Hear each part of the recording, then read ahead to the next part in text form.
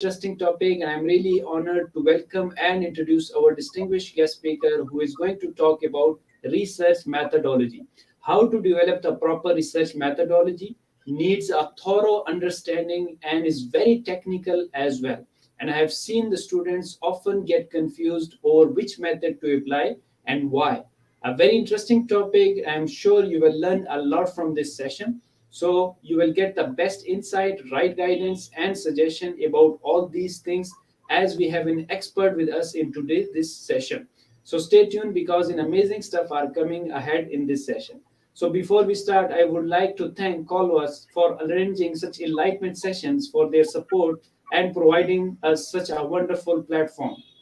The aim of Calvas is to give you the opportunity to connect and interact with world-renowned speakers, academic leaders, teachers, and authors, researchers, experts, professionals, and businessmen to share their views, experiences, and tips which will create an impact and will enable you to learn new things and develop yourself in order to grow and transform individually as well as to contribute to the world in a positive way.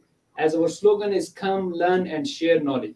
So today we have an amazing person as a guest, a man known for his excellence, dedication, commitment to the field, and we always see him on different platforms while contributing to the field and world. He is a well-known personality and have a vast experience. Above everything, he is always ready to extend his helping hand to the people. Let me introduce him formally. He is the founder and immediate past president of the Philippine Association of Researchers for Tourism and Hospitality, and the founder and chairman of the board of advisor of the Junior Tourism and Hospitality Management Association of the Philippines. He is currently the managing editor of the Journal of Philippine Tourism and Hospitality Studies and the editor-in-chief of Journal of Philippine Tourism and Hospitality Studies. Moreover, he's the editor-in-chief of the Journal of Marketing Research Congress. He is also a certified professional marketing educator Philippines, certified hospitality professional, and a certified guest service professional. At present, he is connected as a faculty member of College of Tourism, Hospitality, and Transportation Management of the Polytechnic University of the Philippines, as well as their open university system. Moreover to that, his research journey tells us about the passion he has for the discipline. He was awarded as the best research paper during his college days. It developed to a more applied approach in business research during his graduate school days. Now he is already in the academia. He started to develop the research culture in San Beda University under the Department of Marketing Management, with its longest running marketing research congress that served as the basis for JMARC. He became a research coordinator back then at the College of Tourism and Hospitality Management of the University of Santo Thomas that paved the way for Tourism and Hospitality Research Colloquium, THARC. He also established the FIRC, a research colloquium, when he was still the research representative in the University Research Council. In addition to that, he participated already in so many national, international research presentation and published already in various prestigious journals. However, the most fulfilling of all was his contribution to the very first research undertaking of the Department of Tourism concerning farm tourism, where he led a team developing new and just accreditation the standards. This was research granted commissioned by the Philippine government. Last but not the least, he's a wonderful speaker, author, teacher, researcher, professional, and my mentor. Above everything, a great human being. So please help me in welcoming our guest, Prof. JOJO VILLAMIN. Welcome to the Calvas platform again, Prof, and thank you very much for joining us. Thank you so much, Doc, for that introduction. But I think the last part is something that, I'm not so sure of because you're calling me a mentor already. But thank you. That's very, very so much of I mean, so kind of you to say that. But thank you so much. Yeah, Um, it's always a pleasure, Prof, to have you. And in the last session, we learned a lot. I myself learned a lot from you, and that's why you are my mentor and a good friend and elder brother. So definitely, whatever we say, whatever we look upon you or different platforms, you always give something new to us, and we learn a lot from you. And thank you very much for being what you are. It's okay. I think we were able to discuss a while ago before the start of the session that, we have to put so much of fun while learning, because I Yes. guess everybody will have to agree with me that research is such a boring thing. Well, that's a stigma. So I think the approach is really to inject more fun while doing it so that it becomes more creative, the more that True. people will actually appreciate it. I think I'm actually on that perspective in order for us to appreciate more research. Yes. All right. True. So, oh, by the way, thank you for inviting me again. Let me take this opportunity for the second invitation from Calwas. I'm really, really thankful for the wonderful feedback that I'm getting from your end and also from some of my friends regarding the last series. And I hope this will not be the end. Yes, And bro. True. definitely, as we move along with this particular topic, again, to me, it will create so much of opportunity. Again, this is not something of an expertise. This is not something of a mastery. But let me share with you what I learned so far with regard to the topic given to me, which is research methodology. So Yes. again, Doc, thank you so much for the invitation, and I truly appreciate your trust and confidence to me. So let me share my slides, Doc. Sure, Prof. Sure, Prof. So before we get started, let me just give the audience as a reminder that Prof will be presenting, and he will leave the time for the question answer at the end of the session. Yes, please. Over to you, Prof.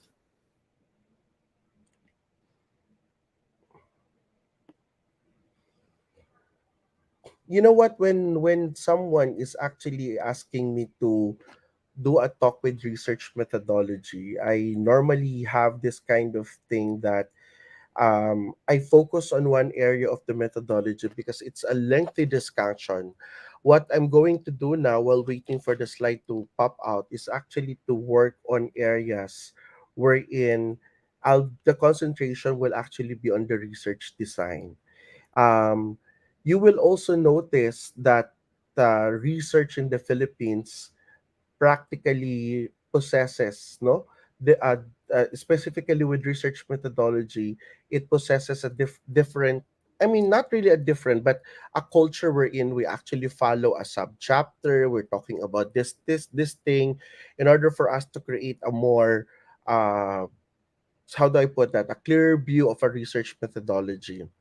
In fact, if you happen to see, no, with the many IMRAD approach, the introduction methodology results and discussions approach, no, the areas will actually perhaps in most research papers you will only notice 1 to 2 to 3 paragraphs with regard to methodology.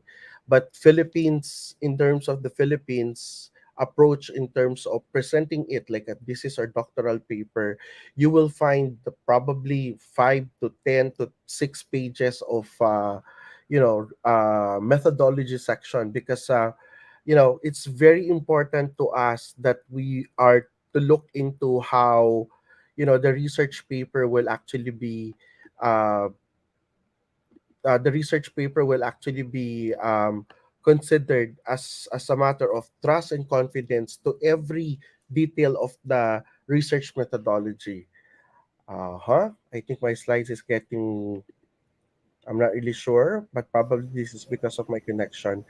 Anyway, so while waiting for my slides to pop out, um, let me start with discussing about research methodology in general. So it will actually tell you of different areas of concerns wherein when we discuss about research methodology, it's very important to know the different aspects that we have to consider.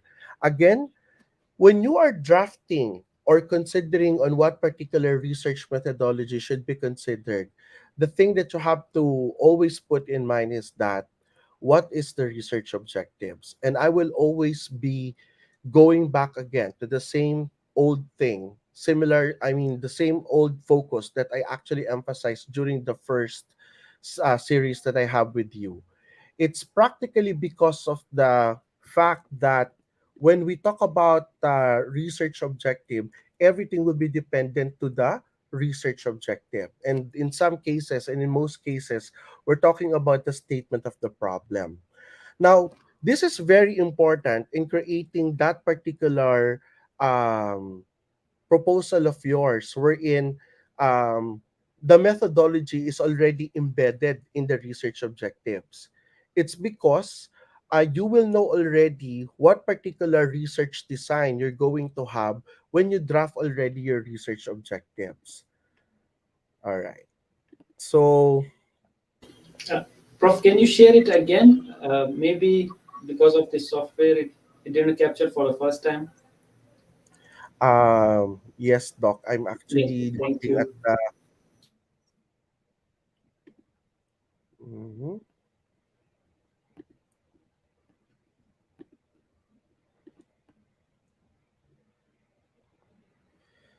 All right. So I think it's very important that we have to look into how do we actually consider developing or getting into the methodology, because it will actually guide you already for the research objectives. Even the tone of the words that you have to use for the research objectives should actually be embedded already on what particular methodology you guys will use, no? The likes of qualitative study, the like of quantitative study, and even mixed method, no? When we talk about these things, we'll be able to determine already what particular research methodology are we going to use. So the point of the matter is, do you know your research objectives? Can you really tell me if the methodology can be generated out of the research objectives? It's because it's very essential. If a researcher will actually go back to the research objectives in an instance, you will know already, oh, this is quantitative, this is qualitative, this is mixed research. So these are areas of concerns that most of us will actually consider, no, when we talk about research methodology. So practically, that's the first thing that you have to ask: is my methodology uh, can be generated simply determining or simply reading or stating my research objectives, and then methodology will actually follow. Now, just to go with the slides, no, I will actually discuss about the foundations of research design, what are the types of research design, and probably the question on what is the most appropriate research design for a particular topic, and other concerns of research methodology. When I talk about other concerns, these are not focusing on research design, but still are part of research methodology. But if you want to have like another session on each part, it's going to be like taking a long time. So my focus of the discussion is more on really research design, which is under research methodology. Now, by definition, when we talk about research design, no, this is the framework of research methods and techniques chosen by a researcher. The design allows researchers to hone in on research methods that are suitable for the subject matter and set up their studies up for success. It's very important that you have to determine, or you have to tell the reader, what particular research design are you going to do, so that it will create a mind setting, no? So if you happen to read a research paper, oh, this is a qualitative research. Therefore, you have to be patient because you have to read, because that's a qualitative in nature. But if you are looking at a quantitative, definitely it's another mind setting because you're looking at numbers. So the more that you have to be very logical about things, it's because you're talking about, you have to count, you have to determine and analyze. And the more that you're going to do most of the things when the research design is practically of a mixed approach, because you have to do the left and the right brain functioning when you talk about the mixed method. But the beauty about this particular research design, there are many types and subtypes. You know what? During my time that I was like taking my master's, I'm practically really persuaded with quantitative research design, because my profession, being a marketing graduate, talks about business. So therefore, we're talking about numbers. So that's my orientation. But of course, our friends from sociology side, from the social sciences, will actually tell you how good qualitative research is. But I think the battle ended already on which one is the best between quantitative and qualitative. It's because now, the more that, regardless of the research, the more that we are embracing already the best of both worlds. No, it's something about quantitative and qualitative already. However, when we talk about research design, there's nothing much of a question which one is the best one. Again, you have to look into consideration if we are to think about the research design. The question should be, what data collection are we going to look into? No, I think that's the most appropriate question that we have to look into when we talk about research methodology, regardless whether we're talking about quantitative, qualitative, or mixed approach. No, so that's a very critical question. How are we supposed to collect the data?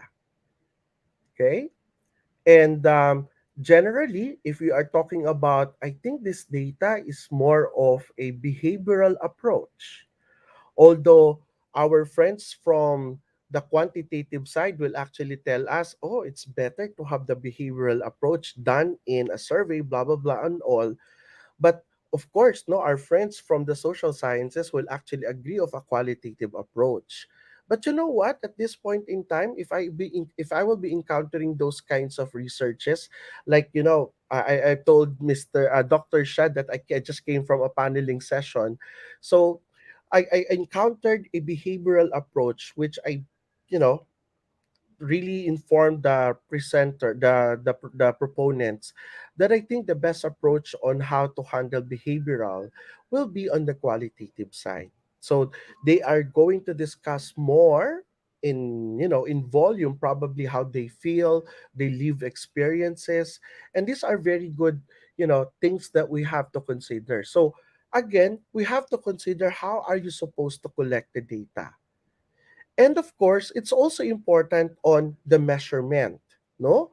So again, if this is something like a quantitative approach, then you have to be very good in statistics. If this is something that you are practically good at, let's say, literary or perhaps in narrations, you might as well consider qualitative. And then definitely on the analysis part, no, though others might actually, I myself, I'm not that good in statistics. I have the basic know-how, but of course, no, if you're looking at analysis, the basic know-how is very important when we talk about quantitative data. And of course, it will also be very good if you're looking at inductive approaches, deductive approaches, when we talk about analysis for qualitative research design. So you know what? It might sound so tricky, it might sound so confusing, but these are the very foundation when we talk about research design. And this should actually be addressed properly by the researcher before you have to think of what is the particular research design that you're going to do for your research paper. Now, moving forward, after determining, Sir Joe, I will be looking at this one. Sir Joe, I will be using this measurement. Sir Joe, I will do this kind of analysis. I highly suggest, no, that you are to consider also things that will actually be so convenient for you, no? So I think this is also one of the areas of consideration that you have to follow and know also how things are so convenient for you. It's because at the end of the day, you're going to be the one to analyze. So no one will actually help you unless you ask for assistance, then therefore it will actually be contributory.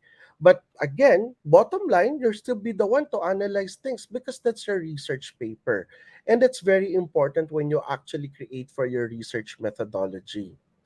Now, another area of interest when we talk about research design is the neutrality, no? Meaning to say you have to be not you have to be avoiding the biases, no, that you have into the paper.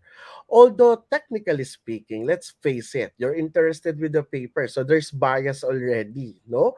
But then again, you're not supposed to put your personal opinion in the paper already. It's because you have to maximize what are the gathered data in order for you to create your research design. That's where neutrality will actually come in.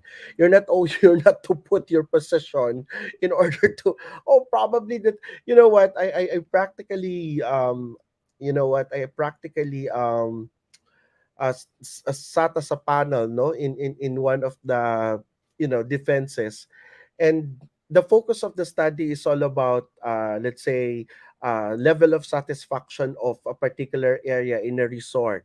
And you know what the students presented in terms of recommendation? They talk about how to go there. It's so bad. It's difficult for them to the transportation and all.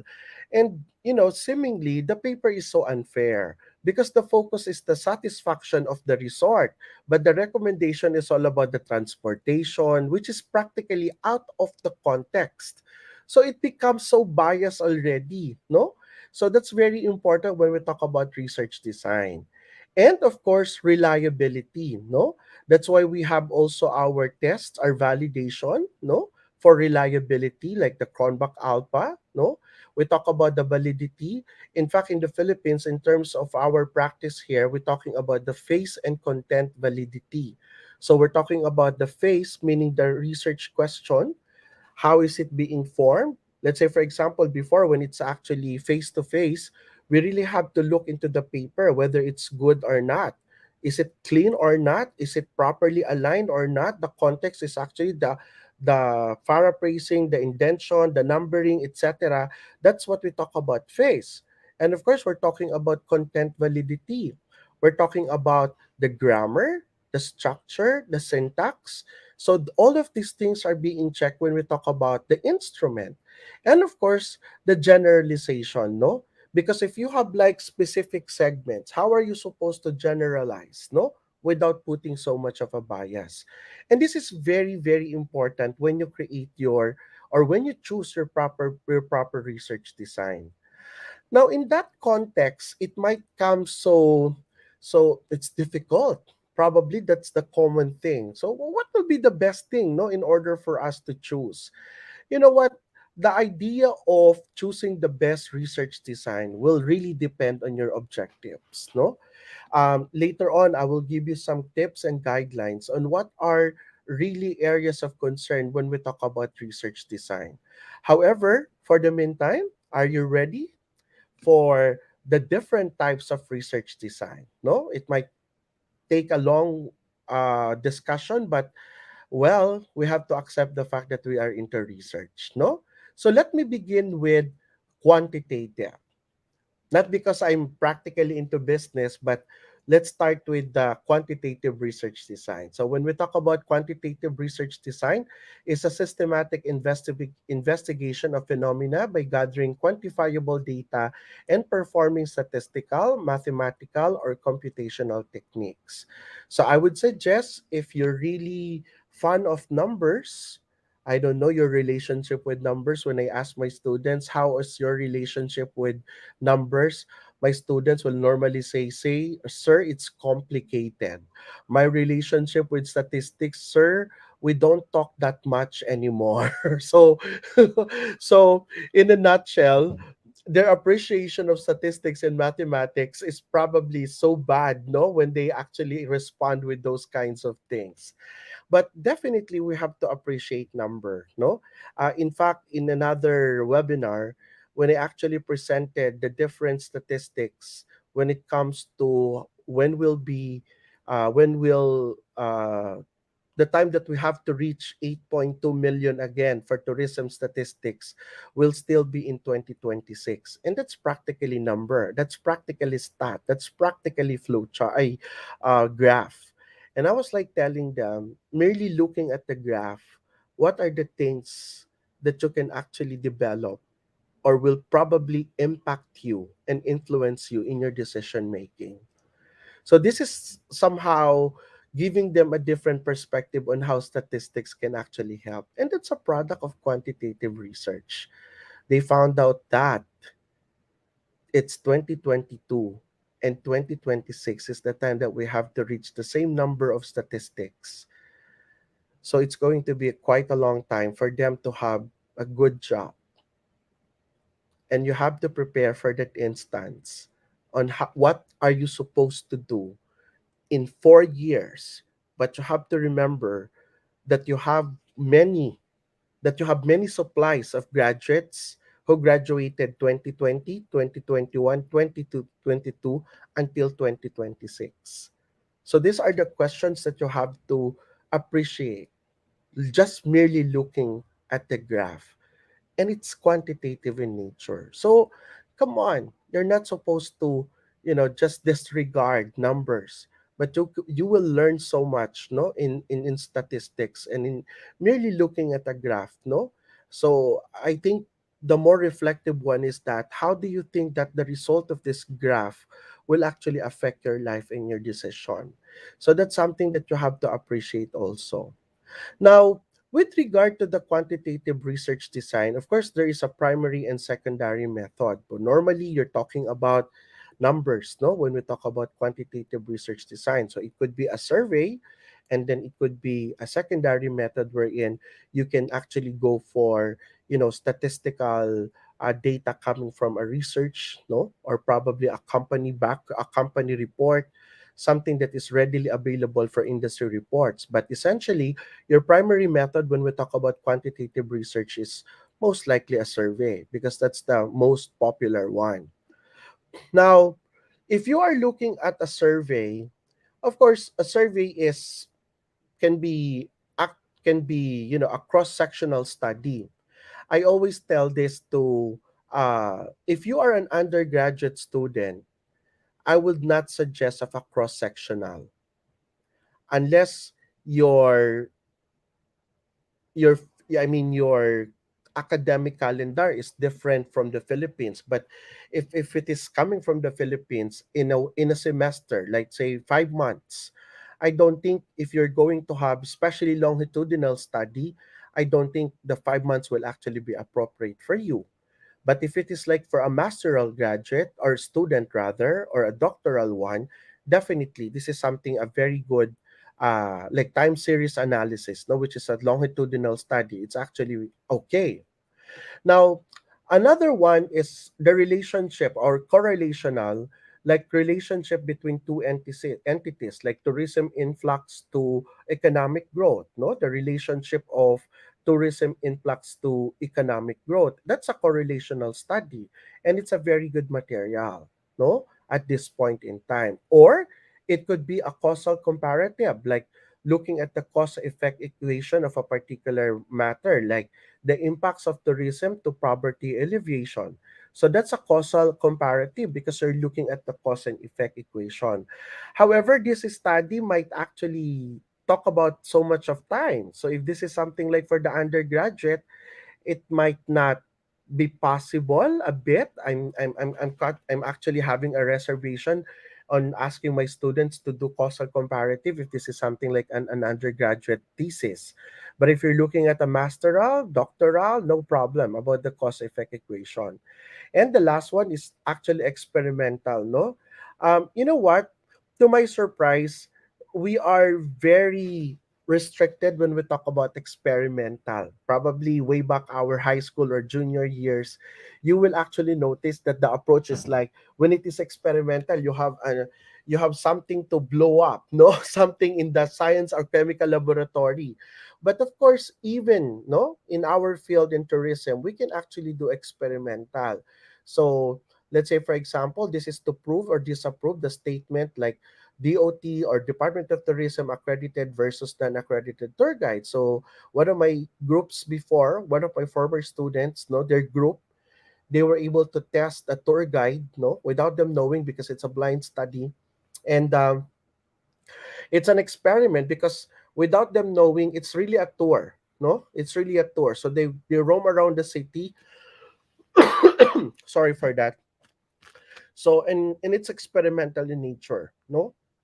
So don't get out with the notion that when we talk about experiment, there is a chemical to blow up. No, that's not always the thing. So this is quantitative research design. No, so it's a matter of, again, if I have to tell you a bit already, one of the primary consideration in research methodology is the time element. So if you are an undergraduate a major or undergraduate student, I will not ask you to go for a survey, longitudinal or causal comparative. I will not ask you to do that because that's something, eating much of your time. And I don't think in 5 months you'll be able to finish. In fact, you don't have the right to do it. It's because the design will actually require you at least a month or at least a year or so in order for you to finish that. And it's quite impossible already. Now, another factor that you have to consider with quantitative is that whether you're going to do with probability sampling design or non-probability sampling. In fact, later on, I will highlight more on this because it talks about the other concepts already. No? And with regard also with quantitative research design, so with when we talk about probability or non-probability sampling, what are the things that you have to consider? Whether you're going to do simple random sampling, systematic sampling, stratified sampling, or cluster sampling, no?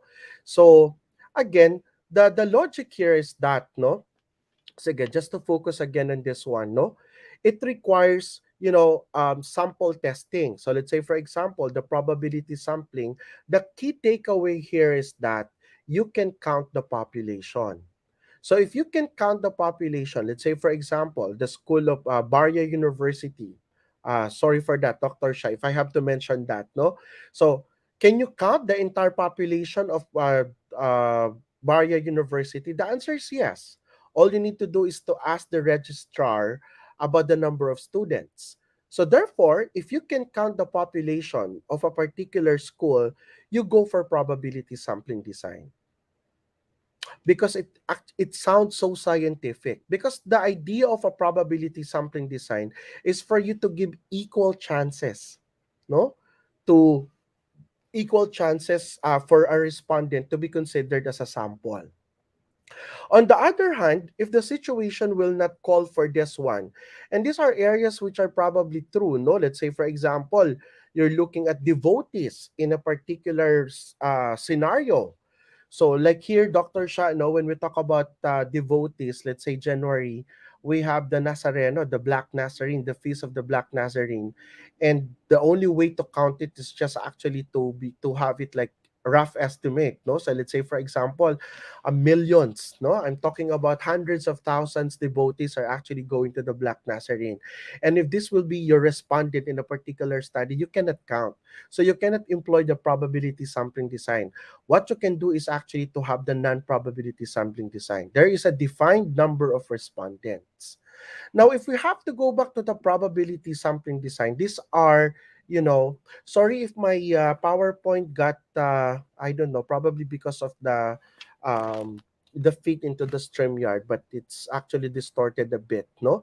But if you're looking at a probability sampling design, there are four types. You're looking at a simple random, systematic, stratified, and cluster. So let's say again, if you have to go back again to Barya University, let's say you have 10 million, no, no, let's say you have 5,000, and let's say, for example, the test result or the sample, the after employing, sample testing, you're talking about, let's say 300, no, out of the calculation. Then if you are to employ simple random sampling, definitely what you're supposed to do is actually to get, no, from a bowl of 3,000 students, and then you have to get the 300. That's a simple random. That's giving equal chances to the respondents. But if you're looking at a systematic, you can actually tell me, if you are a researcher, you can actually create your own system on how you're supposed to choose the sample. So let's say, for example, the one entering, the first one, you have to consider it a sample. The next one, you don't have to consider. The next one, you have to consider. So it's an even odd, no, for you to consider. So the system there is that you're considering one after the other, no, and it's the researcher who's practically doing the system that makes it systematic until you reach 300 respondents. And also for a stratified, from the term itself, stratum or strata, no, you are to group them, no. So let's say, for example, one particular section will represent, another section will represent, or another year level, depending on how you're supposed to create the group, no, for them. And of course, the last one is a cluster sampling. We actually employ this when we actually get into community-based tourism. So we really cluster the barangay, no, in a particular province here in the Philippines in order for us to get the number of household. So we determine from the municipal barangay bureau the number of household, and then we cluster them according to the barangay. So that's practically very, very scientific because you're giving equal chances to the number of household. So it might sound so technical, but I guess you have to appreciate it. This is where you will find the technicality in doing research. It's because, again, no, research writing is practically both technical, where in research methodology we'll find so much of technicality, and it's a creative writing. This is where you will write already, no, to make things not so boring. Now, what about if you have to employ the non-probability because you cannot count already, similar to my example, like devotees, no? So definitely the account is will be non-probability sampling. You're looking at convenience data sampling, although I don't like convenience sampling, no? It's because the favor is actually on the part of the researcher. So that's quite easy if the favor will actually be on the part of the researcher. But if there are no other types left, then I will still adhere to the convenience. That's the last resort, no? That's the last resort. And then if you're looking at the quota sampling, of course, no, the favorite size in the industry is 100 when we talk about quota sampling, no? That's my background with marketing researches. So with the marketing research industry, it talks about 100 as a favorite size in the industry, no? So you have quota sampling, 100 will actually be enough. And of course, with the kind of judgment sampling, you're looking also on a very particular purpose. You're actually getting these persons, you have parameters and qualifiers before a respondent will be considered as a sample, no? And then the last will actually be a snowball sampling, which is also very okay. So let's say, for example, you have like a non-probability sampling of 100 respondents, and you're talking about the snowball. In fact, I normally use tell me your friends and I will tell you who you are. No, something like that. That's why it's called snowball. Let's say, for example, I will start with Dr. Shah. Dr. Shah, would you mind giving me another person that I can actually relay also or probably generate the data? But of course, it talks about maturity and professionalism because you really have to go into that kind of thing. If the person says no, then I have to go back again to Dr. Shah. Dr. Shah, would you mind giving me another one? So that's a snowball sampling, but again, it talks about maturity, no? Maturity and professionalism that you really have to do a very rigorous type of a snowball sampling until you reach 100, no? So definitely, you're looking at a quantitative approach, whether you're going to do a probability or non-probability in terms of the number. Again, the technical side here will actually tell you about how pertinent or how detailed you are in terms of getting the right sample so that it will actually be scientific in nature, so that no one will question the legitimacy and the authenticity of the data that's going to be generated, no? Now, let's go to the qualitative research, no? When we talk about qualitative research and market research, that focuses on obtaining data through open-ended and conversational communication. That's why most of the time the approach at qualitative is interview, no? Again, this is a perspective, but don't get me wrong, no? The different types of qualitative research design talks about many approaches. In fact, in qualitative, there are more approaches in qualitative than in quantitative. Later on, you will actually find out, no? Now, qualitative research design, you're talking about many examples of qualitative research design. You're talking about grounded theory, you're talking about case study, historical studies, action research studies, phenomenological studies, and even ethnographic studies. So you can't imagine, no? Remember what I told you? There are more approaches when we talk about qualitative research than in quantitative. Although Somehow, no, it's just the same in terms of the different types. Imagine if you're looking at quantitative, again, we're talking about a survey, a correlational, a comparative one, and an even experimental, and they have even below they have the subparts already. But in qualitative research design, you have to have these kinds of things, no? um Again, if you're going to be telling me, Sir Jojo, you're talking about many things already. Um, but it's part of the lecture. It's part of the foundation that we have to know about these things. Otherwise, it's going to be very, very difficult, no? So I think the foundation is that we really have to appreciate first the different types before you can choose. Okay? So if we go with ethnographic research, this is a qualitative method where researchers observe and or interact with the study's participants in their real life environment. In fact, some anthropologists will actually tell you you have to immerse yourself when you talk about ethnographic research, and the timeline is 1 year. So therefore, if this is an undergraduate thesis, it's going to be difficult for you to finish this thing if you have like a 5 month uh, time period for a semester. So again, I'll not suggest this one if you are an undergraduate. But if you are more of a masteral and a doctoral one, go on. I think that's better if you are to, live with your set of respondents. Normally, you're looking at indigenous community for ethnographic researches. Those are the things which are the favorite ones when we talk about ethnographic research. So this is an example, cultural tourism and ethnographic study of homestay in village, Nepal. So this is more of allowing, no, looking into the culture aspect. That's why ethnographic will actually be the best approach. How will you know the culture if you will just go there for like, 2 to 3 days? That's quite impossible. So the more that you will appreciate the culture in terms of the use of homestay program, if you are to live with them at least for a year. And that's a timetable normally where anthropologists will actually look into. No? So is it a good research study? The answer is yes. No? But then again, similar to what I told you before the start of the discussion, again, you have to go back to your research objective. Is it really your research objective? If it is not, then probably you have to look for another. Now, another type is actually the grounded theory, no? According to Bernard, produce transcripts of interviews and read through a small sample of text. You have to identify potential analytic categories like potential themes that arise. As the categories emerge, pull together all the data from those categories and compare them. So this is where you will find most of the inductive and the deductive approach.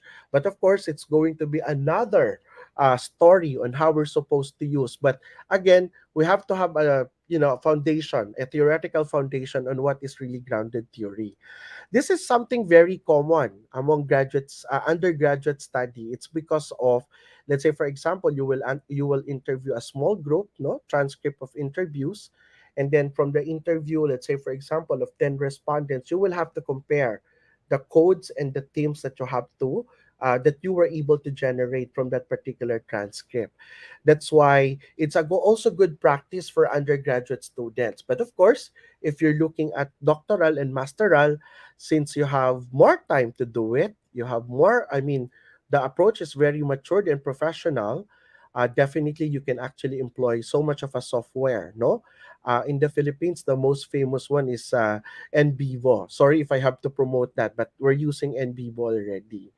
So another would be so for the grounded theory, no, just to give you an example, so there's a research about workplace change within the COVID-19 context, a grounded theory approach, because you're looking at different employees. So you have to listen to the employees. So if you have like several employees, like 10 of them, if you're looking at a particular scenario, it will be best that you have to listen to them and then try to know about the context of COVID-19 in their workplace, and then try to create a team out of their responses. You know, at times it's very good also to listen. It's because not only because you will actually hear about their sentiments in life, but it's also good that from the themes itself, you create variables. That will be a very good uh, basis in order for you to have your own conceptual design, and that's a product of a grounded theory, no? So you have to put into the context that when you talk about grounded theory, there should be a model, there should be a conceptual design that should actually be produced at the end of the day. So let's say, for example, you listen to 10 interviews, then you will get the codes and themes, and then you try to generate a particular conceptual design. And nobody will actually question you because that's your own analysis. That's practically out of the interview, which you coded and which you coded and categorized. No, so it becomes a very good foundation in order for you to create your own conceptual framework. So this is okay if you're an undergraduate student. What about the case study design? No? So case study is an in-depth study of a particular research problem rather than a sweeping statistical survey or comprehensive comparative inquiry. So in the Philippines, um, practically in the undergraduate, case study might actually be not so popular when it comes to research material, but we look into the different aspect like that tourism planning and development. We're talking about strategic management paper, which is somehow a case study design also, but case study in a context, it's not more appealing probably to undergraduate. Normally, even the oldest, no, I'm part of it, no, um, will actually tell you of a case study design on a different context, no. But again, there's no harm in trying if the culture of research is different in every country. I'm not really sure with other countries, but case design is also a very good material when we talk about research design, no, for a case study design. So this is a case study, no, which is actually being published, COVID-19 impacts and recovery strategies, the case of the hospitality industry in Spain. So definitely you're going to voice out, no, and present also the case that happened with the industry in Spain. That's practically a good research design. So what does it mean, no, at this point in time? I think you're going to be telling me, so Sir Joe, is it a good determining factor that a case study will be a good one because it will be, you know, directed and generated directly to a particular group of people? The answer, it might be a possible thing if the context and if the requirement of your research method will be concentrated on a particular group of people. Now, the historical research as another qualitative research approach or research design enables you to explore and explain the meanings, phases, and characteristics of a phenomenon or process at a particular point in time in the past. Again, I don't recommend this to the undergraduate. Why? It will take time. In fact, Dr. Shah, again, I just came from a very fresh example of the panel. There's this group practically is looking for the history of pansiteria in the Philippines, and the attempt is very, very promising. However, the timeline is what I actually consider. They might not be able to do it in a particular timeline. So I told them, let's just compare the Filipino behavior. It's because the idea of a pansiteria and a samgyeopsal of Korea is actually a battle now. That makes it more interesting, no? But of course, no, it will actually be good. Even myself, I don't know where pansiteria came from. So it's more of a noodle because of the pancit, and the teria is more on a cafeteria. So they put them together, it's a pansiteria. But I don't know the etymology. I really don't know where it started. So these are areas of concern when we talk about history, no? But again, it will take time, no? So similar to what we actually have here in the example, the evolution of hotels in Johannesburg in 1890 to 1948, a case of historical urban tourism. So I guess the example will actually tell you if you are really a student, it will not be in favor if you are talking about one semester.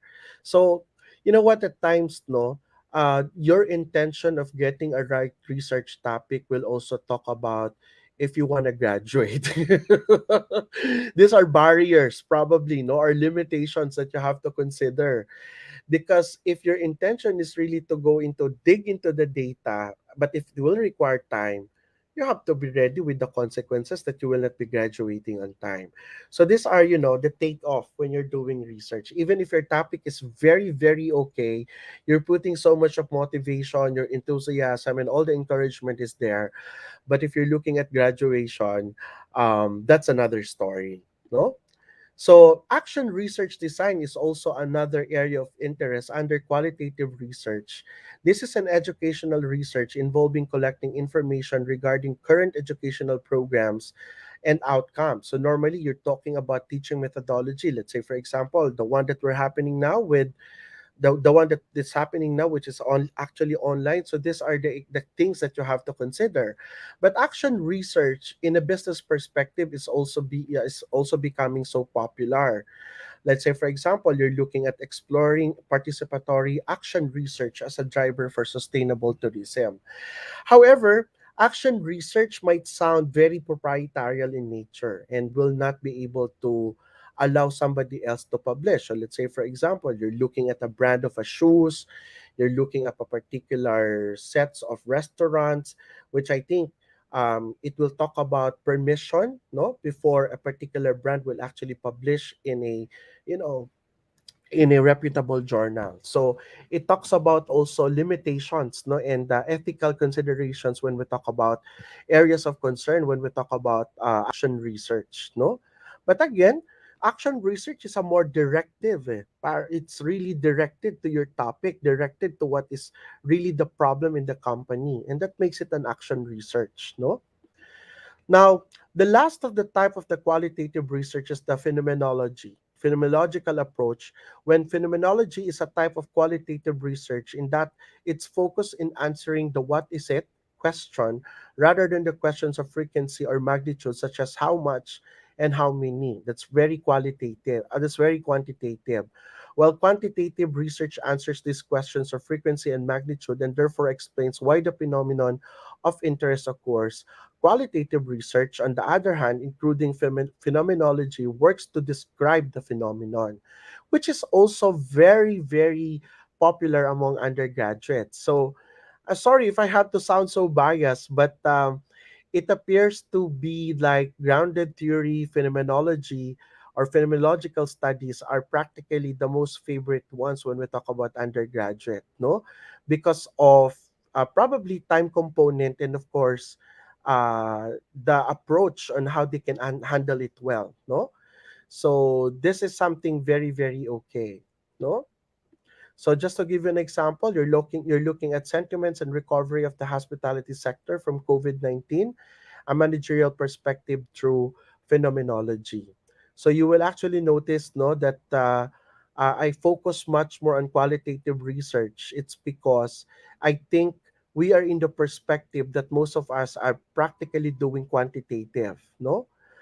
So that you will actually embrace much of qualitative in doing a balance, no?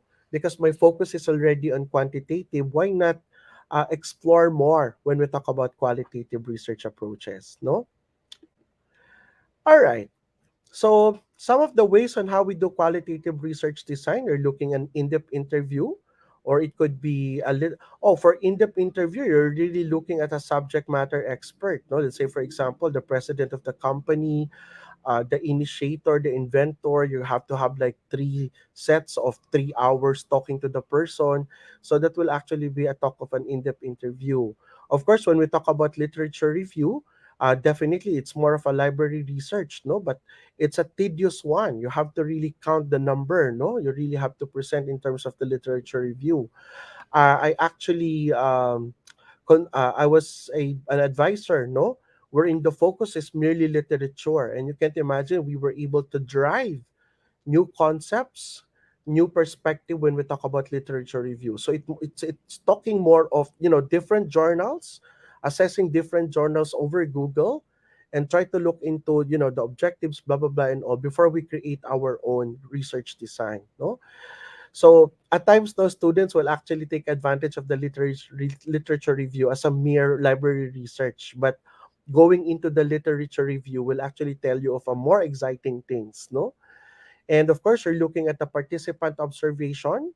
You just there, you have to observe, the movements of people, especially when you're looking at consumer behavior. No, if you happen to see in convenience stores, the one on top on the ceiling of convenience stores, there's a circle mirroring the one with the security, the one with the cashier. That's the logic about it, no?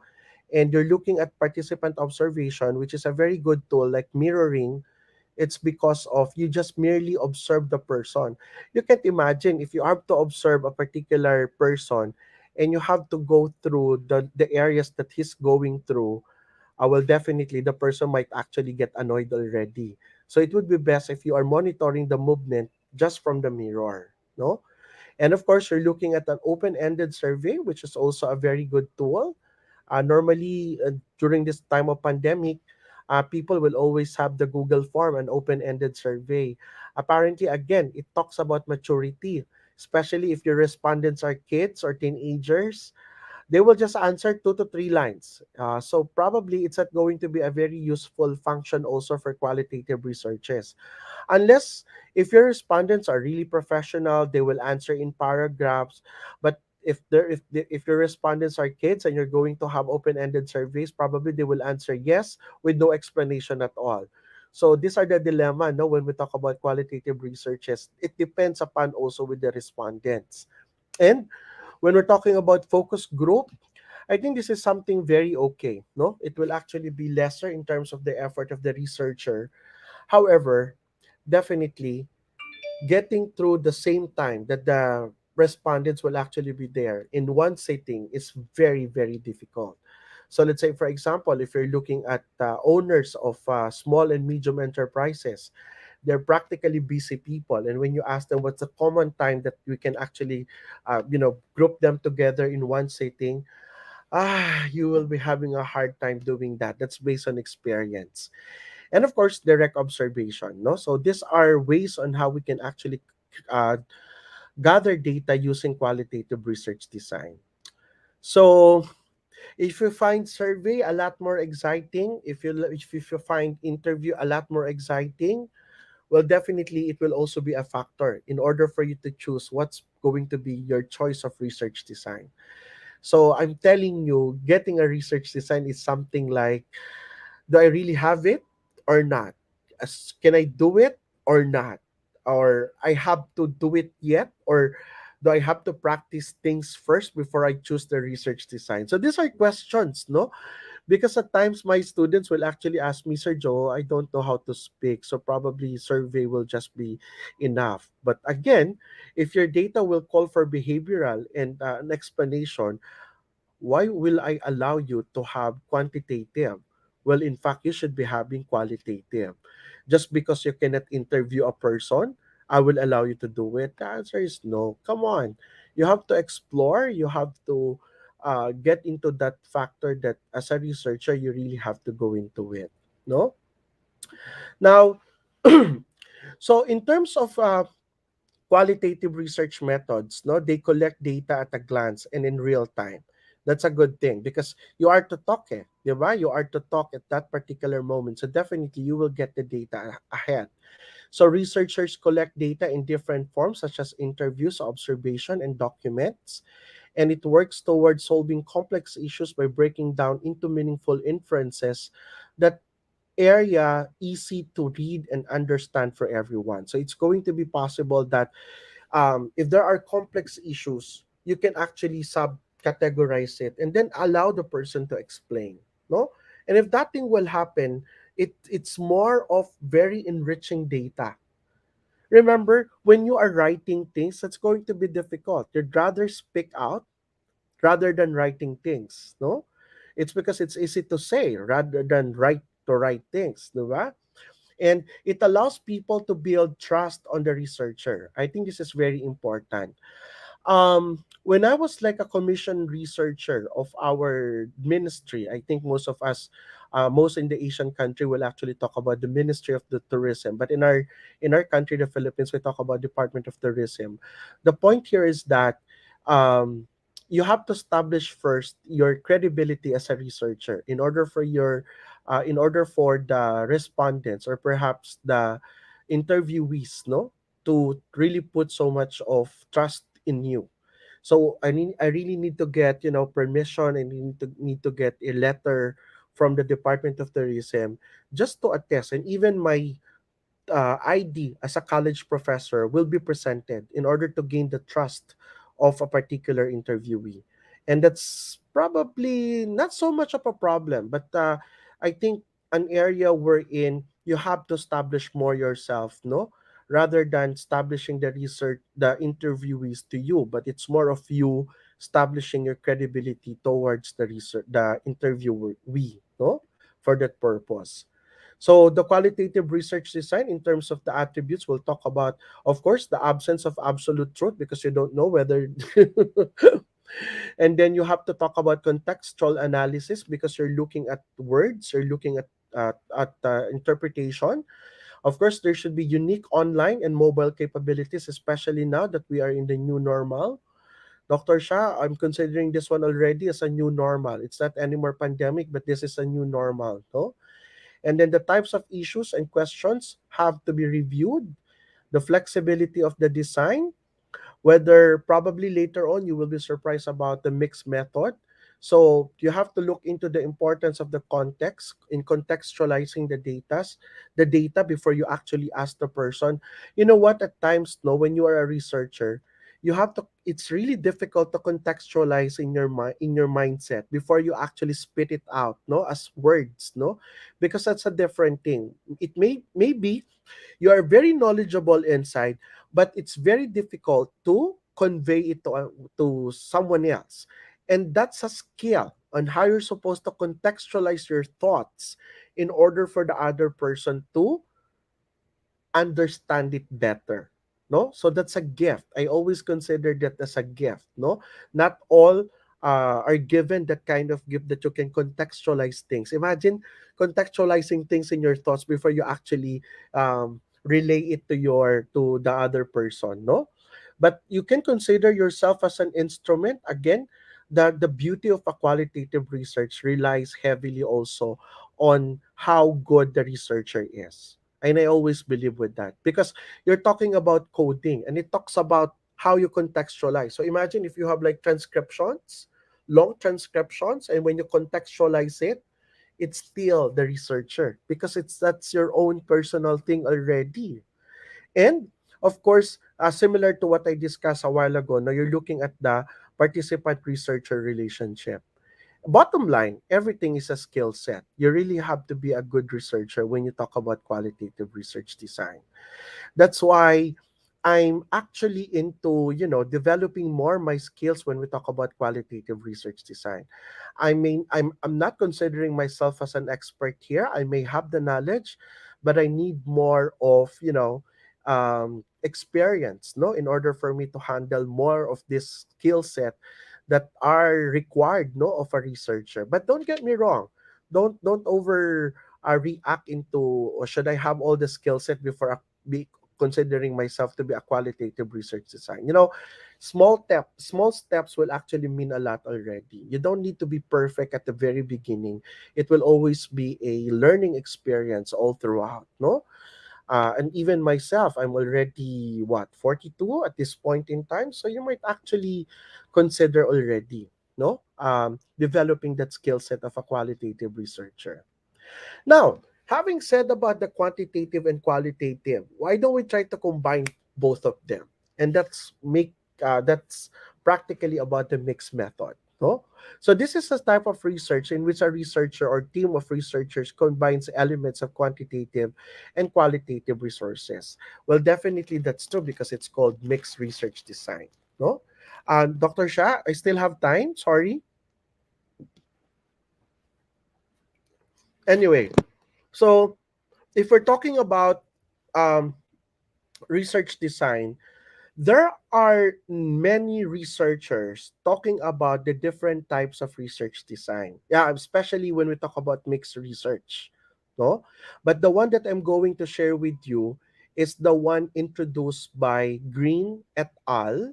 Of course, we're talking about the classification of purposes of mixed methods research because there are so many. so many researchers talking about, oh, this one is a type of a mixed method, this one is a type of mixed method, this one is a type of a mixed method.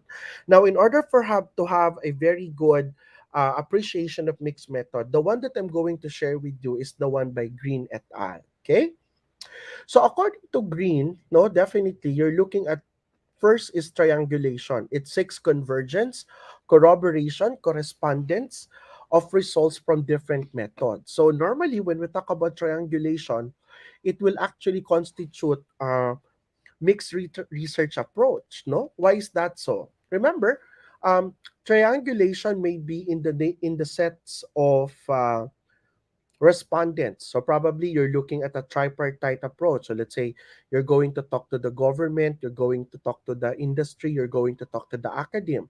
That makes it three. So it's a triangulation already. What about if you are going to employ different approaches like research? You're talking about survey, interview, and observation. Those are that's three methods already.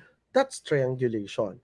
So the beauty in this one is that it's a mixed approach already when you are performing these kinds of things, no? So there is a complementary six elaboration, enhancement, illustration, and clarification of the results from one method with the results from the other method.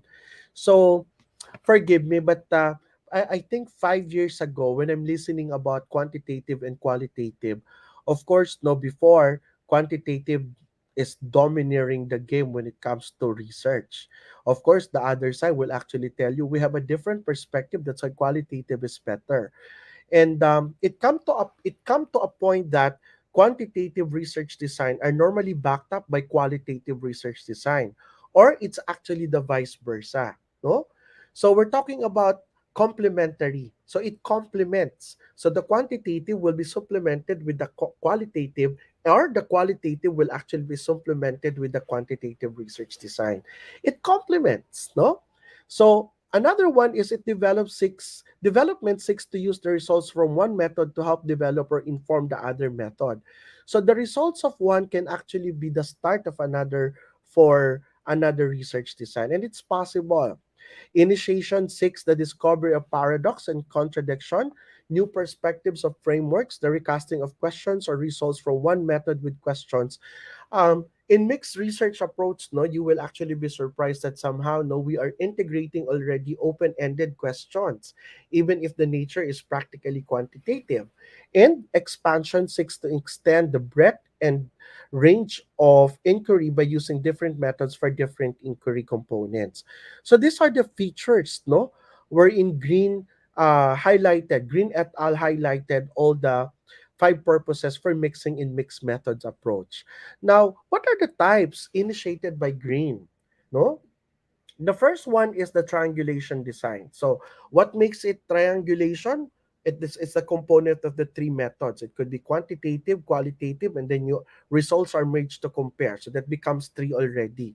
So, sometimes no people will actually be, no, I don't want a mixed method. It's because it's going to be laborious. But sometimes no, you're doing it already, but you don't recognize it's really mixed method. So as simple as doing observation, survey, and interview, you're looking at mixed approach already, no? And probably most of us did those things, no? When we talk about our research, but you don't know that it's considered to be a mixed method already. Now, the second one is an explanatory design. That makes it explanatory from the term itself. You have to explain. That's why it started with quantitative, and then you work in a mixed approach wherein quantitative results lead to need for further clarification and perhaps validation also. That's why you have the qualitative. In other words, there is a result, which is a number, but you have to explain it further through qualitative research. That makes it explanatory design. So that makes it a mixed method already. No? Let's say, for example, you're not yet convinced whether it is true. You know what? That's what I hate with undergraduate students, no? Say, let's say, for example, you will ask them to answer a survey. They will just check or click without looking at the number because they are forced to answer also a survey. So sometimes it's actually like that. And towards the end, the researcher will doubt the credibility of the data. So you have to qualify it in order for you to revalidate whether it's true or not. No, sometimes you do the revalidation right after. Really, why do you think this is three instead of four? So something like that. No, and of course, another would be the exploratory design. So it will start with qualitative, and then you allow the mixing. You have to develop an instrument or theory based on the qualitative results. So let's say, for example, you're going to start with a grounded theory. You were able to develop your own conceptual model and use the model in order for you to present your quantitative or to be the basis of your quantitative research design, specifically with the survey. And that's a good practice, no? So that's what you call exploratory design according to Green. And it's also very apparent that you have the embedded design. This is what I'm telling you, that some quantitative research design, you also inject already the qualitative design to make it like, one shot deal. So you're looking at one research, but the approaches are practically quantitative and qualitative. So you will notice, no, it's really on the method. It's not practically, well, content will actually follow, but it's more on the method on how you're supposed to do mixed method, no? So the question is, what's the most appropriate one? So if you happen to notice the way I actually present the data today, no, in this particular selection, will actually tell you, no, you have to determine the objective, the time, the resources, the competency, the availability, and the accessibility. So, what does it mean? You really have to consider all these areas in order for you to determine what is the appropriate research design. So, if you, again, objective, research objective, so that's the beginning of every research paper, you have to know already what particular research design are you going to do. Next, if you are an undergraduate, time is very important. So if you are an undergraduate, you don't look for research design that I previously mentioned. But if you are a masteral and doctoral, hey, you can maximize, you can abuse these research designs. You have to consider also the resources. Of course, no? You have to know your limits, your skill set. So definitely if you're not really conversant, you don't know how to interview, and you will just so shy, probably you might actually go to a quantitative. You have to consider also the availability of the respondents. If you're looking at qualitative research design, you want to talk to the president of a particular country. Oh, come on, you're not going to finish your research, no? And the accessibility, where you will you be able to do that? So somehow, not choosing a a research methodology will actually talk about these parameters. And if you were able to determine all this, then definitely you can actually move forward. So those are the things that you have to consider. And if I have to look back again based on my, it's 1 hour in more than an hour, but definitely, it might sound so confusing still, but you have to consider all these things. No, which one is the most appropriate? Is it available in my? Is it adhering to my objective? Is the time an issue? Is a resource issue? My competencies are practically okay. The resources, the respondents are available. I can go to them. Are very accessible. So if these things are possible, then you can choose the most appropriate. No, so that is practically the thing.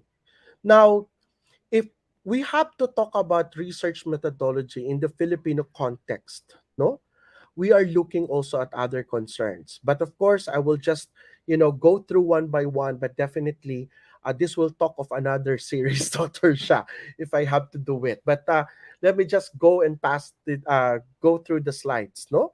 So again, we discussed about probability and then probability. I think I was able to discuss this one ahead of time, but it will be another series, no, if you have to look into one by one of these approaches, no? So again, in the Filipino context, when we talk about methodology, we're not only talking about research design, we're also talking about sampling design, no? We also talk about the selection of participants, especially if you're looking at a qualitative nature. What are the qualifier before you actually consider a person to be part of a participant in your qualitative research? Should the person be a subject matter expert? Is there any industry exposure, Of course, persons in authority, especially with the government, the years of experience, and of course, the position level in a particular company. But most importantly, when we talk about selection of participant, is that the consent. No, if there's a given consent, then definitely it's going to be part of the methodology also.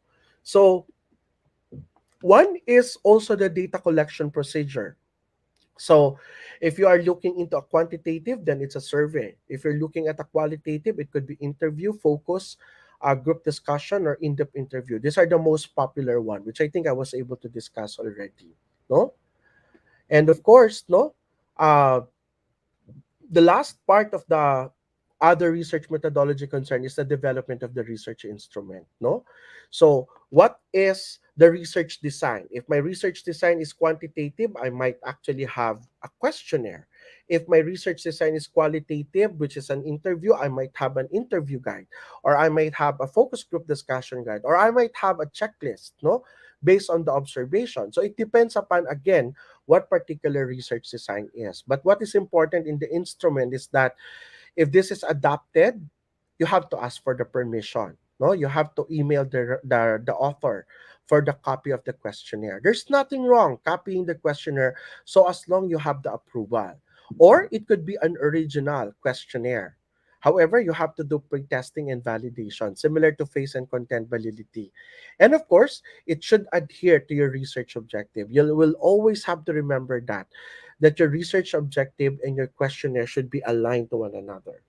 And of course, there should be a factor of face and content validity. We have to ask people, persons of expertise and knowledge and experience in order for them to check the research instrument. No, it's a no-no that I'm a very good researcher. I can do the researcher alone. No, you have to humble yourself and ask for guidance also. No, because there are areas of concerns that we can actually learn from the different experts also. There should be a face and content validity. In the practice, we're looking at three persons to check in your questionnaire.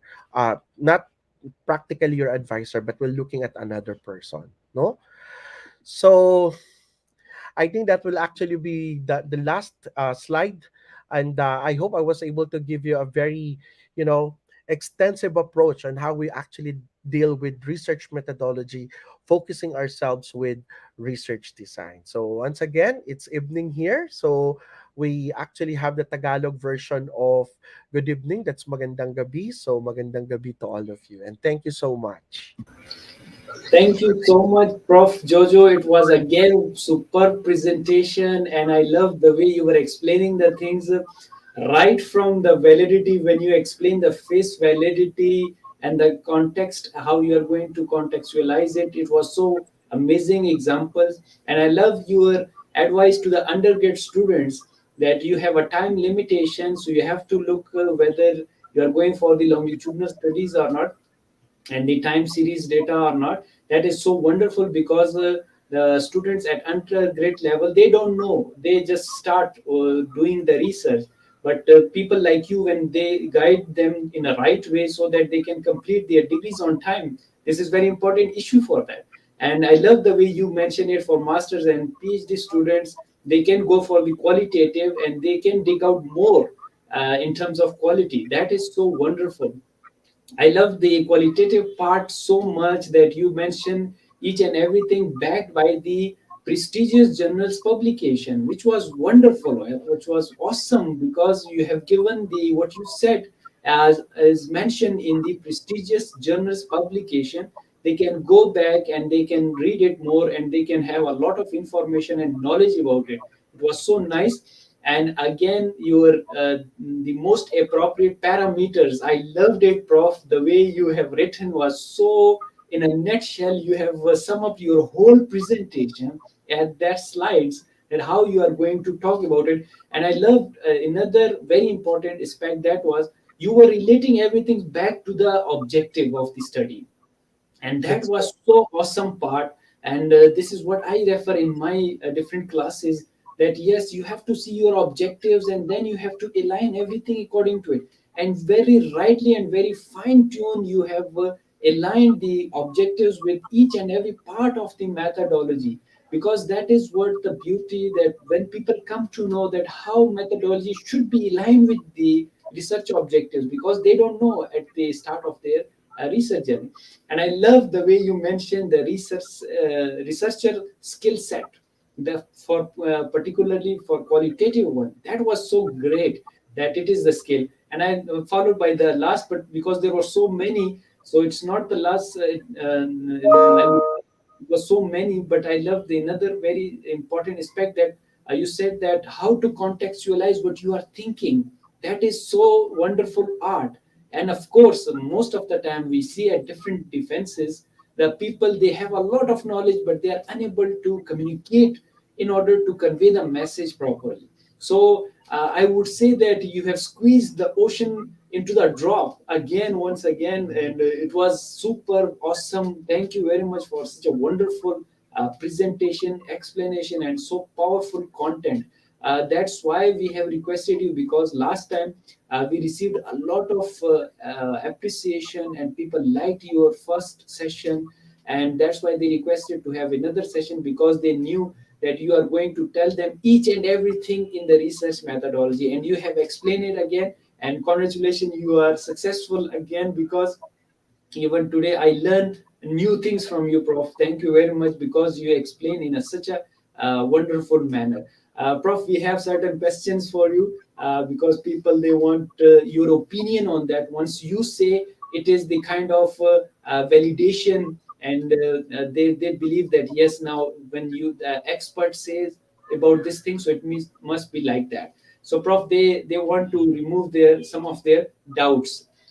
We start with the first question, which you have already explained. Just to quote that person, that what is your answer for that? The question is that they are asking online, that in mixed methodology, which type of sampling type we should take? Yes, please. Okay, with the mixed method, we'll have to go back again to the basic.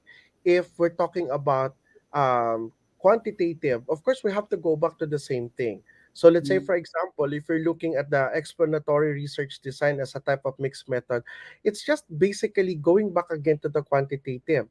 So you have to go again whether it's a some probability sampling design or non-probability sampling design. It depends upon the population that you're going to deal with the research. So don't be confused, because I will not be surprised anymore, no, if you are having that kind of confusion. Should we determine a particular design if we are talking about a mixed method? The answer is you just have to go back again to what quantitative part are you going to get into, and then try to go again on the normal phase, and then that's the time that you are to meet the qualitative halfway, most probably, to make it a mixed research approach. Because you know what, Doc, most of the time students will actually confuse, is there a particular sampling design if we're going to use sampling mixed method? The answer is no. It's still the same quantitative research approach. All you need to do is to do it first, and then try to validate it with the qualitative if the approach is explanatory research design. So take one study at a time, and then try to focus on what is really the sampling design for that before you actually go to another type, which is qualitative. So don't put them together in a nutshell. No, it's going to be difficult. No, but again, if the approach is triangulation, it's also the same thing. Try to limit your don't worry about whether there's a specific something design when we talk about mixed research. The answer is you have to look into what's the quantitative part. That's the only thing that you have to look into. What's the quantitative part, and that's where you will focus your sampling design. Don't actually confuse yourself with what would be the sampling design for quantitative for qualitative. No, don't confuse yourself. So that will be the approach, no, in terms of the mixed method. Thank you. Very nicely said, Prof. Thank you very much for such a elaborative. Again, you have mentioned the explanatory design for that. It was so easy. Again, if they watch the video again, they will come to know the better understanding of it. And again, you have explained it very well. Thank you very much, Prof. Prof, we have another very interesting question. That gentleman needs a little bit of your guidance. The question is, what is the best way to justify moderator variable hypothesis when that moderator does not get support by sample I have? Can I analyze by literature? Yes, please. Sorry, Doc, can you repeat the last part? It was a bit choppy from my end. Sorry. Yes, Prof. Let me just read the full question again, Prof. What is the best way to justify moderator variable hypothesis when that moderator does not get support by the sample I have? So, can I analyze by literature? Yes, please. Okay. So in most cases, when we talk about variables, in some literatures, you will actually go into the dependent, the independent variable, and of course the intervening variable, which is most likely your moderator variable. No, if I get the question correctly, no, how will I quantify the moderator variable? You know what? To be honest with you, no, the thing is it's actually the volition, no, the context of the researcher on how to determine, Mm, because it's not conclusive. It will always depend on the study. So if I have to tell mm, you this variable should be independent, this variable should be dependent, this one is in the, it's going to be very difficult. But it will actually be your own contextual way on how you're supposed to look into the moderator variable, no. mm, So there's no conclusive approach into that, but it's how you really explain, no? Whether a yes. particular variable will be considered as a moderator one, an intervening, or a dependent or independent variable. In a very, very classic example, 'di ba? When you talk about sale is actually an independent price is very it's very independent. Price can stand alone. But if you're looking about dependent, so sales is practically an dependent variable of price. Of course, Mm, no? Because you're looking at sales will be dependent on the price. So if the price is actually high, then definitely sales will actually be low, and if the price will actually be low, the sales will actually be high. So in mm, that particular context, it will actually go for a specific situation. So it's you who will actually be grateful in order for you to determine the intervening variables. It could be advertising, no? It could be sales promotion. So on how you're supposed to determine the high sales and the low sales, it could actually be determined by intervening variables, which are practically other factors. No, so just to give you a context in order for us to explain that better, because it will go for a different context. I cannot definitely say what you're trying to tell me is wrong. What I'm trying to tell you is wrong. So I have to give a specific example to that effect in order for you to know whether how do we maneuver already this particular hypothesis, no, but if you're looking at the last part, Doc, if I get it right, is it partly part of the objective? I didn't get that one already, sorry. uh, The Sorry, last Prof. part. The last part was about that. Can I analyze by literature? Okay, if the scenario will require, but you know what, in the Philippine culture, when we're determining the conceptual framework, we really have to get it from the literature. It's okay.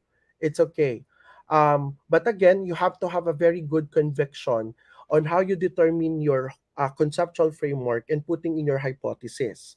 But again, if your claim is supported by literature review, the more that I will be convinced about your framework, no, the more that I will be convinced about your hypothesis, the more that I will be convinced with your variables, whether you're talking about independent, dependent, and intervening or moderator variable for that purpose. So it will actually support the claim that you have in determining your framework, in developing your variables. It will actually be good. Thank you, Doc. Thank you very much, Prof, for such a wonderful answer for that. Prof, we have another question, and that gentleman wants to ask about the questionnaire validation. Since you talk about that, we must get the permission. So they say that if we mention the article's title or in-text citation of that author, questionnaire from where the questionnaire is adopted, is it not enough, or do we have to email to get the permission? Yes, please. Okay. Thank you for addressing that. No, but you know what? In a very ethical procedure, we have to wait for the authors for us to be given a go signal if we can copy that on Toto. When we talk about on Toto, of course, word for word, you're not supposed to change anything. No, but the practice is that if you are to get a let's say a segment of that, and it will just be a basis, then that's okay to be cited or probably acknowledged, no? But when you talk about adoption, meaning if everything is adopted on Toto word for word, I think this is where you will find the permission first before you actually use it. So I strongly suggest, if these things are practically so difficult for you to attain, but I think most researchers, you have like an active email before you can actually get into them, no? But the thing is, if that will not be possible, I think you're going to create another questionnaire which is uh directed towards your topic, no? So probably you change some content already, but the way it's actually the tone and even the flow will actually adhere also to the same framework that the original author has, no? So this is actually practically you know, paraphrasing the questionnaire, and it will actually be good if you will cite already. But if this is like an on toto, again, word for word, you have to wait for the approval just to get you know uh to adhere to the ethical consideration when we talk about copy pasting. That's practically the thing about adopting a questionnaire. And I think most of the time, based on experience, most researcher will say yes. It's a matter of asking for permission, and they will be for myself, I will be truly delighted, no, if you will actually use my questionnaire for a different purpose of the study. That means I'm also helping you in so many ways, no? So don't hesitate to ask for permission, because in most cases they will actually allow you. Thank you. Yeah, Prof, very nicely said, and that's the beauty when you said that it's ethically more appropriate when you ask for the permission. And actually, we are this way, we are recognizing their work and we are appreciating their work, which is a very good sign for the author as well. And very rightly, you mentioned that most of the time they always welcome you and they give you the permission because they like that we appreciate their work and we are going to recognize it by citing and by gaining their permission. Very nicely said once again, Prof. In Yeah, fact, Doc, most of the time they will give you many resources. Instead of saying yes, they will attach many yes, resources also. It's because very nice. probably that's the nature of a researcher. No, you want to help True, everyone else, and true, I true. think it's a way of appreciation also. If you are the researcher and you're going to cite my name in your research paper, Mm, definitely that's going to be a plus factor on me, and probably Dr. Shah will actually agree with me. It's a plus factor, yes. unless it's proprietary in nature. Let's say commissioned researches, of course, it's not going to be easy. But if this is something like out of your knowledge and no commissioned research background, then definitely people will just say yes. No. Yes, yeah. Thank you, Doc. And very rightly, Prof, you added the wonderful sentence that yes, they will not only appreciate and go with the green sign that go ahead, but they will also share some of the material, of course, which is relevant material, related material. They will also share because you are exploring the same thing which that researcher has already worked. So definitely he would be having a lot of material. Very nicely said, Prof. Thank you. Prof, one last question, and it's very interesting question. I love when I receive this question. That the question was we received through email that please ask the guest speaker regarding to share his experiences as a reviewer, that how to identify the poor research methodology. Yes, please. Okay. Um, Yes. if I have to go back, but of course I will not quote on a particular person. I will not do that, of course, no.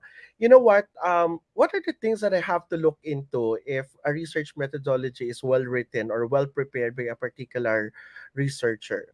So again, my context is that if I have to start on the research design, is it something very evident in the research objective? So even without me looking at your methodology, in your research objective alone, I will know what particular research design are you gearing towards. So if my thought of a research design upon reading your research objective is not aligned to what is written in your methodology, that's a negative one already, because it should be evidently shown in the research objective on what particular research design. So that's one. So I guess we will have some battle and explanations probably if I'm going to be a reviewer, or probably if I'm going to be your panel with that. The next issue is, how are you supposed to choose your respondents and your sample or your participant? That's an issue to me, because I normally believe that you're not supposed to get your respondents in just a matter of an easy step like one, two, three, because you are my friend, you have to get it. No, I don't want that way, because there will always be a point of biases. No, so it has to be scientifically prepared. It shows very relevant information. Let's say, for example, uh, you're looking at a district. You will get the number of household from the National Statistics Office, and then you will try to calculate it based on the sample proportion. That will look very, very scientific. That means you're giving equal chances to all respondents. So if that is something for a particular quantitative approach in terms of sampling, that's very, very impressive. No? So instead of answering you in a way what's negative, I'll tell you what's best. No? And another one would be, in terms of qualitative with regard to participants. Of course, you have to have a very good qualifier. So you have to mention in the paper that when we look at looking at our participants in the qualitative research design, this person will actually be number one, 10 years of experience. I have no doubts that this person will actually share with you the best of knowledge and experience. So you're looking at this person is of authority when we talk about this particular design. So when we talk about this person, this is practically of a high level position, like the rank of a president, the rank of a vice president. So the person is really knowledgeable. And if these parameters are being stated, then definitely it's a good indicator that the data will actually also be good. Okay? Now, when we look at another area under research methodology, which is the data collection, if you are just going to tell me, I'm just going it over Facebook with my friends, I think this is where we're going to have a problem, no? So the best thing is that really, I always believe with interview, no? I always believe with interview, whether you're talking about quantitative or qualitative, because most of the time, no, this is what I learned. Based on my experience, you really have to interview, even if you're talking about quantitative, because chances are people will just click without you knowing. But it will actually be better, like, let's say for example, that the situation is a face to face. I always believe that face interview, even if it is a survey, will always be best. You just have to ask the person, so what about your satisfaction with the food? Is it strongly agree, disagree, or strongly disagree? And you'll be the one to do it, not the respondent, because it will actually save the verification and the validation whether uh, the responses of the respondents will actually be true or not. Because chances are, similar to my example a while ago, if you have an undergraduate, probably click, especially if the Likert scale is like 5. I'm an advocate of 4-point Likert scale. I don't believe with 5 Likert scale. It's because people will always choose number 3 to be safe, no? So I think the methodology will actually be an interview, whether it's quantitative or qualitative. That's to my end. Now, if you want to get into the validation, now you really have to tell me about the data collection method. How did you get about it?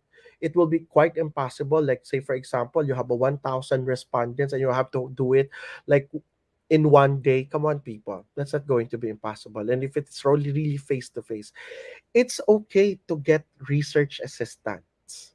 There's nothing wrong getting them because you are not Superman. You're just a human. You're a common person. So there's nothing wrong getting research assistants, no? And of course, you have to go into the development of the research instrument. This is where I find the development of the research instrument better. Not to mention, no, normally in a proposal defense, it will always be best to get the approval already of the, let's say, establishments that you are getting the data. Like, for example, a while ago, no, I asked the kids, the students, if they were able to ask already or ask permission ahead of time. It's because it would be best and it will guarantee the paper for completion if you ask the hotels, especially when it comes to hotels. It's so difficult to get their yeses when it comes to collection of data. And it will be a very good indicator for the panel, the reviewer, to look into, oh, this study was able to get a heads up already of what will be the expectation if this is a proposal defense, no? And with regard to the development of the research instrument, no, especially if this is like original research questionnaire, I would highly suggest that you go into the pre-testing, the likes of you will get 30 pre-respondents, pre-survey respondents, and then you actually employ Cronbach Alpha just to test the reliability of each of the question. And then if that is possible, and then if your questionnaire will actually pass through the Cronbach Alpha after surveying 30 pre-survey respondents, next you'd be your face and content validity. You ask three experts. Let's say it depends upon the nature. Let's say, for example, if this is a hotel survey questionnaire, you might actually ask a person of authority from hotel, a professor of hospitality management, and probably a grammarian or an English teacher, no? So for that purpose. So, excuse me, in that case, it will become more valid. It will become, you know the legitimacy will actually be so high, because after the Cronbach testing and you have and the face and content validity, it becomes more appealing, no? So in fact, that in itself will actually be a purpose and objective of your study, to develop a very good questionnaire, no? So these are areas of concern that I have to look into, um, to get into whether a methodology is okay or not, no? It's quite long, but I hope it makes sense already when we talk about methodology, because I think Dr. Shah will have to agree with me, no? It's the authenticity, the legitimacy of who these persons are, of how, on where you're supposed to do it in order to produce a data, no? Because we have to preserve the sanctity of the data from your methodology. That's why it's very critical, no, that your methodology should be technical in nature. That's my stand on that. Thank you. Yeah, thank you very much for such a elaborative answer, Prof. Once again. And if we can conclude that yes, the most appropriate parameters which you have mentioned is very important to consider, that you have the appropriate research methodology. Sometimes we do not understand what to follow, but that points are so great to follow in order to avoid the mistakes, or if I could say, the blunders doing the methodology. So that was a wonderful answer for that. Yes, Prof, what is your message to the world as a teacher, researcher, trainer, learner, professional, and educator? Yes, please. Well, personally, no, you don't consider research as, how do I put it? I think on a perspective of a teacher, an academician, and an educator, the more that you will have to have research, I think it's our responsibility, it's our obligation, and it's our commitment to provide fresh ideas latest updates, innovations, different concepts that will actually challenge our students. And if we are not the source of these particular things, then what is our purpose? If we'll just have to tell and mention the things of the past always, I think that's not something our students would like to hear from us. It's more on how we can contribute to the society, on how we can actually somehow be a powerful solution to make the society better. And let's open our mind into that kind of perspective that this is going to be our primary goal as a researcher, no? Especially as a teacher. So being a teacher takes a lot of responsibility, and in order for us to do or to become a better teacher, we should take the role of as a researcher, and that's my message. Thank you, sir. Thank you very much, Prof, for such a wonderful message. Again, you have given very right message to the world, and thank you for whatever you have discussed and whatever you have shared with us are so valuable.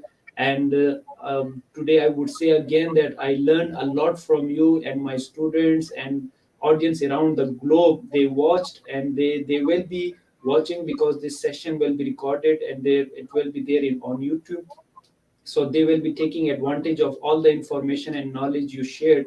And that's the beauty that you contribute a lot on different platform, and I love to see while you are contributing on different platform.